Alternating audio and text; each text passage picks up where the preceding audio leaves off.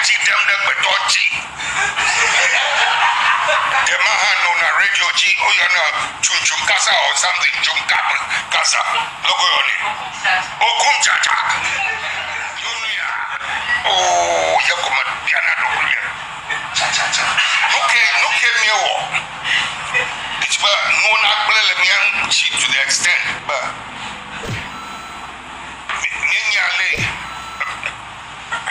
me violent, me punchi, my yaba, my bagana banao. Not but talk, I know I'm more upload, then something has gone wrong in the country. It's a McDonald, not that flash, I may you no magic in them, but you a mouth or woman. Look up political need, opportunities that matter flow. If people like that can display for our people, and we can behave in such an ignorant man, should it surprise you that the country is being consumed in so much filth? If people like that can get away, then why can't politicians also fool Ghanaians and get away with it?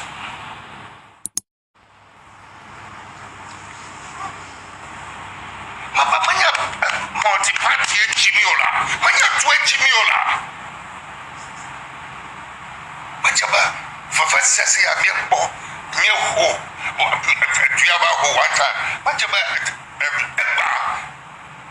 to another affair. And under our own leadership as well.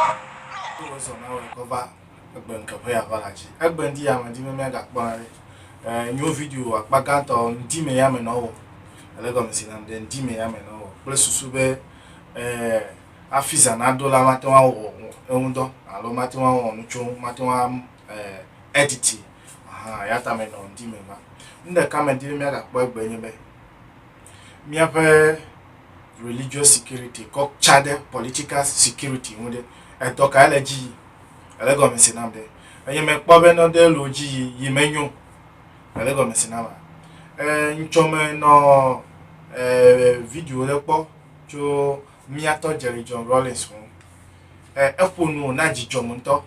be me gbesi agbeko ya wa no leko agbe ebrugbe do wa no yiyo alo wa no ifugbe do no yiyo aha efia be mi afia o cheje be mi cho voter star edww ya de ka kwele mi asi menya aha nye menya na bubu galeao aha ya ta o jebe na wo YouTube na follow na wo YouTube na to de che follow ya channel wo YouTube no de che follow ya channel wo YouTube bula susu be mi ache mi ano eme akpede efia ofe nyama kukuo me alego me sede aha no va be mi ano no fiare eche mi ano fia le bia o me nu ka tutu je me cho mi ape de no fe nya ta mi ape de no fe nya glomere alego me sina miato rolling ponu abe menye bedede ko brugbe do zimiaji be mi so brugbe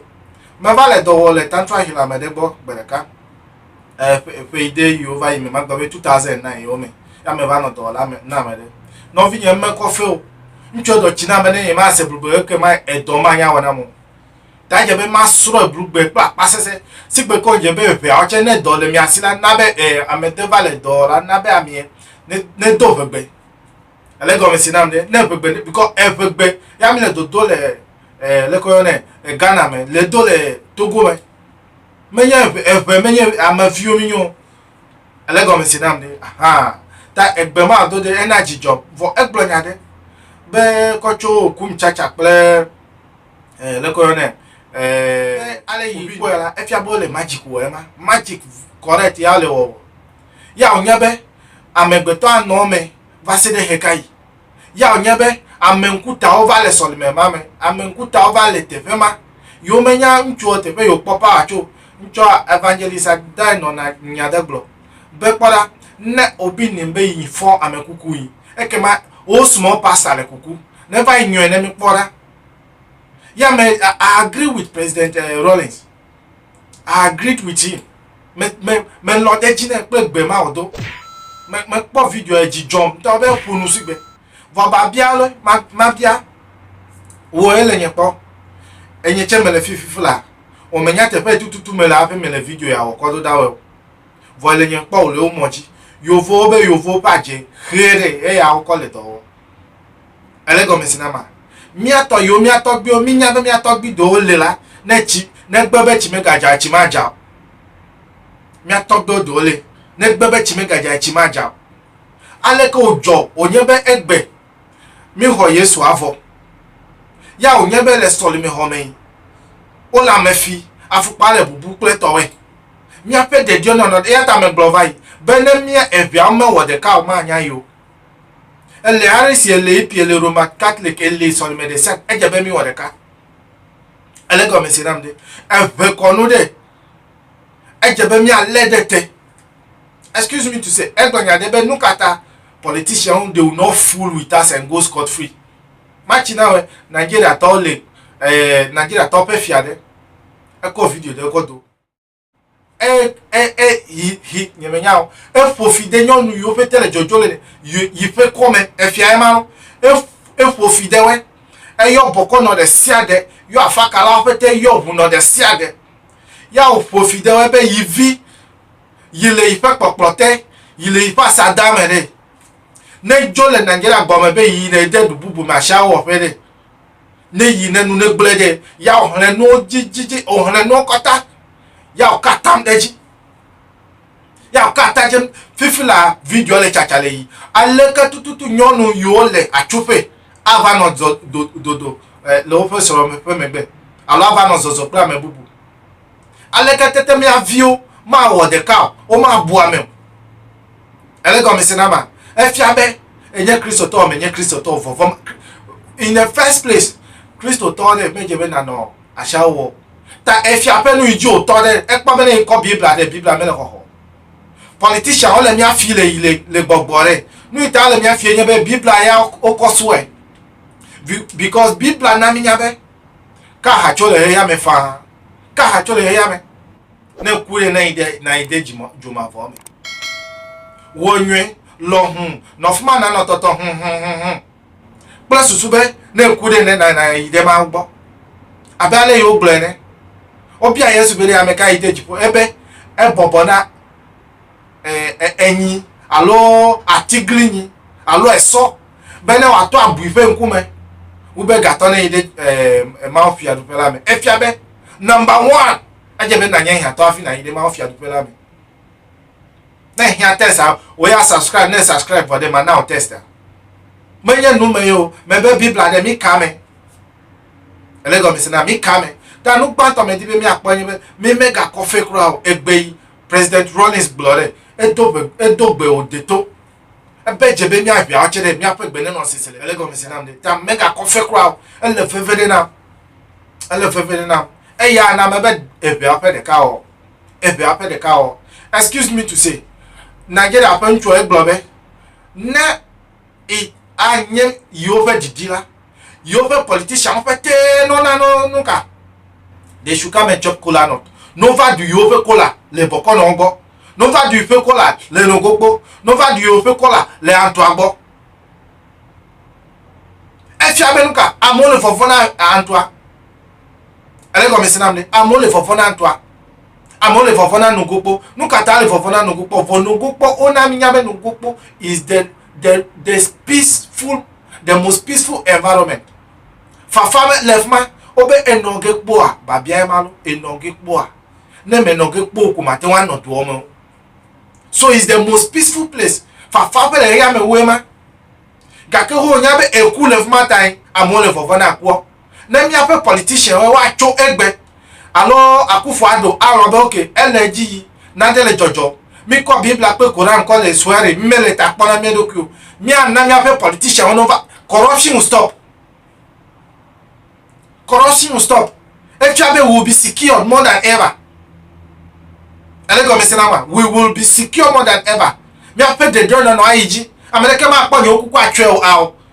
ne pe adasi ne anu ne kwen akoyin na medene no popo na medene fa hoye vole solme homo ola me fi solme homo ola me amo soro do dokpa mo soro man fa o video konchon aha bishop do le Ghana gbo me wan to be yo driver na yo nto ya no leyin nyonu le vu me na we ashao le vumenawe amede pe vi le vumenawe ya ko le ile ele ko me sinama ya mi leme le ma wa yo gbe si agbe mele gbo mi le ma wa yo gbe si agbe vo pale eyan dukumira pale eyan dukumira pale dolele wumira fifie ya ko Jehovah bow the most fruitful business people are in pharmacy ame si amele ta de pharmacy me yata health insurance me la gbe no yata national health insurance me le dowo yata ole kuku ayi de koji ma po doctor yi de private school private hospital ale ko me sinam ni aha tami atawe vie de ko me di me maglo egbenye ma hunu tubo ma hunu vie de ko tanu me di me mi awenye me ja gbani na subscribe aha enya me gbogbo enya me de former president Rawlings miato ga premier fo ebede ebe ade jebe mi wonuka mi ano pegbedo mi le mi afe gbedete mega coffee o ele go mi sinande mega coffee o na me dele dowo na ode na mi ene do pegbe simple and short na mi ene do pegbe mi do pegbe te pede sare mi nwe ele go mi sinande mi nwe pegbe eya na ka chacha no mi adome ele go mi sin eya na le nu fu pe no vi o le pegbe me de nya be ni le nu fu pe no vie na de ka o ne na penami anyway egbe pen kike amako ma bia jogbe nyina me sia me mega nwo boja gba na subscribe ne comment de la siwe won de no te ele go mi sin mi atogbi ode o me subo le ko ne legba o me do subo legba o me subo legba do va yo na ma o ga to legbaji ele go mi sin ma do va yo na ma ga to legbaji no me wo history le school yin na ba wo history mi atogbi onya Kristo onya mau sobolisa onya mau adanwoto mau inana chijana na me vopa me amenyofa agbejide onye ame ina ehejere amenyopa me vopa agbejide onye afa yovova ele go mesenama afa yovova ne do nye be biblia nya manobo me be biblia enyo vono nye be miawo ame ibo nto no biblia re miawo akọ ele go mesinama mi akọ biblia de ko fu akọ ele go mesile aha e ya gbo me agbonke mi me gbo be ina va no afaka alona awo vonya gbo me le nyebele and that constitution is far better than now any politician ma come here ga no Dubai hato and of people na girlfriend well awo ele go mesinama one na me de dobe wa wo moji man de consider the ka je mo gbe had the politics that 10% le fite 10% la afi bubu ale go mesinam ni ta no fi yen mega flow na nya de le ko no comment na video dollar si oche be preparing them vibe for YouTube ne pa nyo other YouTube me fia simple one there na to wa YouTube o to bi na ko da de ayaji na me se me se mi afa mpopo enya ile jime na we de ble de to aha e ya gbo mele me bia keke ape jo me na we mi adogo mega ngwa boja gba subscription ele bebe na